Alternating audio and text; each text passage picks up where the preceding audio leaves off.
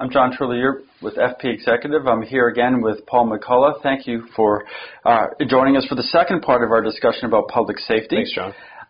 We were talking recently about sharing information in our last segment between police forces and some of the challenges that come up there.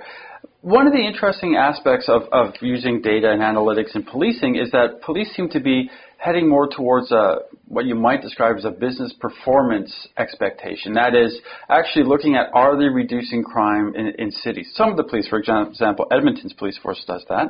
Have you seen a different kind of attitude towards policing emerge as people are applying these technologies? I think the quick answer is yes. I think some of this got spawned from the experience in New York City back in the late 80s, early 90s, where crime was out of control, and they I guess it's a well-known case now where they applied some techniques that called CompStat, right?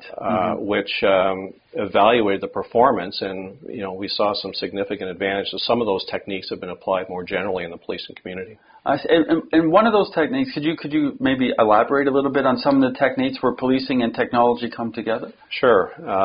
The first thing you need in order to evaluate the performance is the data. So making sure that you've got real-time data that can feed a system, and then the ability to crawl underneath that data and better analyze just what some of the root causes are. Once understanding that, you're in a far better position to take the appropriate action to address that. So maybe some of the data might be where if there's a particular area where there's a lot of cars being stolen.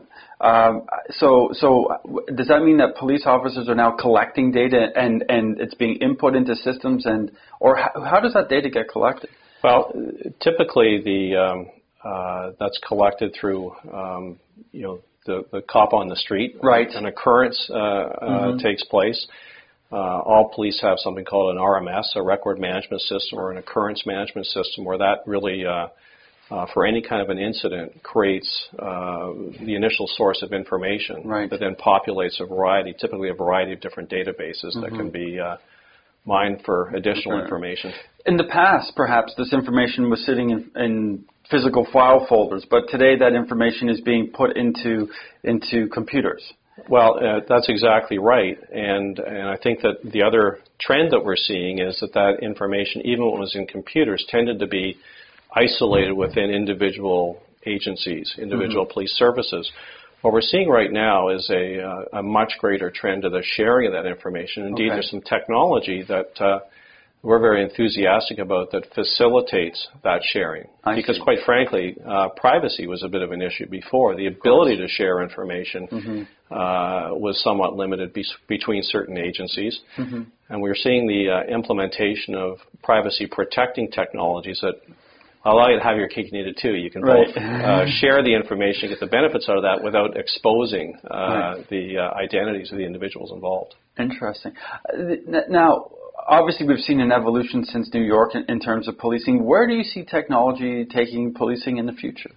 Well, I think we'll see more and more different data sources to be exploited. So I mentioned video earlier. So being able to extract information from video and take context from that. That's certainly one of the things that we see. And by the way, the more information, the better, as long as you know how to render it and extract intelligence from it.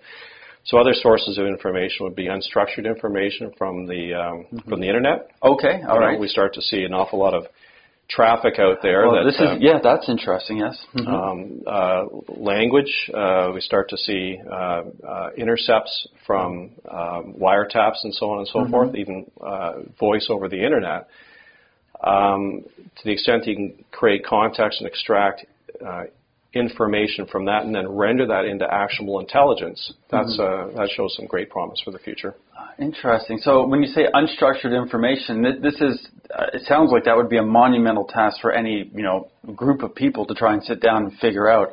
There's now systems in place that can help structure this information and help people, if they're doing an investigation, let's say an organized crime, to again sift through the stuff that's marginal and get to the core stuff. Yeah, precisely. That's exactly the point. The ability to take this much information and render it down into context and into actionable pieces. Yeah, exactly right. Interesting. Paul McCullough, thank you so much for joining us today. It's been a pleasure to be here. Thank you. Thank you.